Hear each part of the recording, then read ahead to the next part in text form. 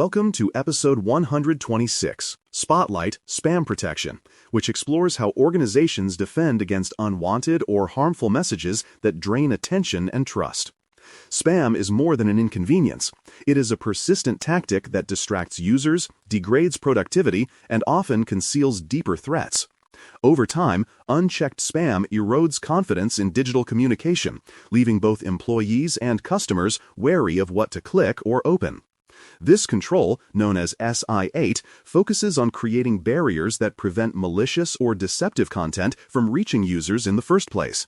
It combines technical filters, authentication measures, and user awareness to form a consistent defensive posture. When implemented well, spam protection becomes a quiet guardian that screens noise so legitimate communication can thrive without interruption. From there, it helps to understand what kinds of threats hide inside unwanted messages. Spam is often used as a delivery vehicle for phishing campaigns that trick users into sharing credentials or personal data. It can also carry malware attachments or links to compromised websites designed to install harmful code. Sometimes the goal is fraud, such as luring victims into sending money or revealing payment information. Because these messages exploit trust rather than technical vulnerabilities, the damage they cause often depends on how convincing they appear. A single deceptive subject line or forged sender identity can trigger costly mistakes. By analyzing these recurring threat patterns, defenders can tune controls to spot malicious intent before users ever see the bait. Building on that understanding, an effective defense uses layered filtering across the gateway, endpoint, and client. The gateway is the first wall, scanning inbound and outbound traffic for known bad sources or suspicious patterns.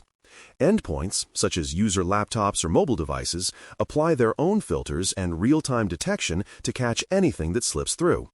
The client application, like the email app itself, provides visible cues, quarantines, and user-level actions.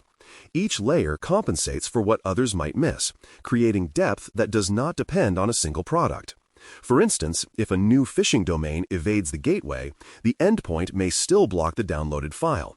The key is coordination, so detections reinforce one another rather than working in isolation. Extending that layered view, filters rely on several techniques to separate legitimate from harmful messages. Reputation systems maintain databases of known sender domains and internet addresses, blocking those with histories of abuse. Authentication mechanisms confirm that the message truly came from who it claims to represent. Content heuristics analyze patterns in wording, layout, and attachments that resemble spam campaigns. Each approach has strengths and weaknesses, which is why they work best together. For example, a sender with a good reputation could still send a malicious link, but content heuristics might flag it. Combining identity checks with contextual scoring allows systems to make balanced decisions instead of relying on a single indicator. From there, authentication standards like Sender Policy Framework, Domain Keys Identified Mail, and Domain-Based Message Authentication, Reporting, and Conformance become essential.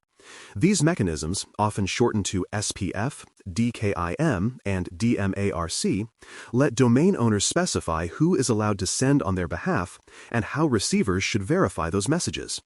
When configured properly, they prevent attackers from forging email headers or pretending to be a trusted brand. For example, an organization can publish a DMARC policy that instructs receiving servers to reject or quarantine mail that fails authentication. These records not only block imposters, but also provide reports showing attempted misuse of the domain. Implementing them consistently across all mail systems builds credibility with both users and other mail providers. Once authentication is in place, organizations must decide what happens to messages that look suspicious. Quarantine policies define how long these messages are held, who can review them, and under what conditions they can be released. The goal is to balance safety with convenience. Too strict and legitimate mail is delayed. Too lenient and risk increases. A well-run quarantine allows users to preview certain details safely, often through a web portal or notification summary. Administrators can track how many quarantined messages are later confirmed safe or malicious, using that data to refine thresholds. Having a defined review process also reassures users that messages are handled carefully rather than disappearing into an opaque system. Building further, modern spam defenses often use URL rewriting and time-of-click verification. These features replace links in incoming emails with proxy versions that are checked again when the user clicks them. A link that appeared clean when the message arrived might later be weaponized, so this real-time check adds a second layer of assurance. For example, an attacker could send a benign website link that redirects to malware hours later. Time-of-click analysis catches that change.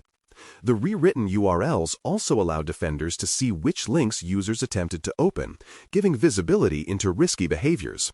While it can add minor delays, this safeguard significantly reduces the success rate of phishing campaigns that rely on fast-changing infrastructure. In addition to link checks, attachments require their own scrutiny through file type controls and detonation environments. Some systems analyze attachments in a sandbox, opening them in an isolated virtual machine to observe behavior before delivery. Others block or convert risky file types, such as executable or macro-enabled documents. A harmless-looking invoice could conceal code that downloads malware once opened, but sandboxing reveals such tricks safely. Applying file type restrictions prevents unnecessary exposure to formats known for exploitation. Combining detonation results with sender reputation and message context creates confidence in automated release decisions, allowing normal business traffic to continue with minimal delay. Continuing that theme of partnership between technology and people, user reporting buttons provide a crucial feedback loop. When employees can easily report suspicious emails, those reports feed directly into analysis and rule improvement. The process turns users from passive targets into active sensors. For instance, if multiple users report a similar message, the system can automatically escalate it for review or block it organization-wide. Reporting also strengthens training. Users see that their actions make a difference, and analysts learn which lures are most convincing. This two-way relationship builds culture around shared defense rather than isolated compliance. From there, the quality of spam protection depends on careful tuning to reduce false positives and misdetections. False positives frustrate users and erode trust in filters, while misdetections create direct risk. Regular review of quarantine releases, user reports, and spam samples helps recalibrate thresholds. Security teams might adjust word patterns, sender lists, or scoring weights based on evolving tactics. For example, marketing newsletters from legitimate vendors sometimes trigger spam rules because of promotional language. Fine-tuning can exempt trusted sources without weakening overall filters. Effective tuning is continuous, acknowledging that attackers and business needs both change over time. Extending this feedback process, providers offer logs, metrics, and dashboards that give visibility into how filters perform. Administrators can track detection rates, volume of blocked messages, average time to deliver, and authentication failures. These indicators reveal whether systems are keeping pace with new campaigns or falling behind. A sudden spike in quarantined mail could mean a phishing surge or a configuration issue. Having real-time insight allows teams to investigate quickly, refine policies, and demonstrate compliance with control requirements.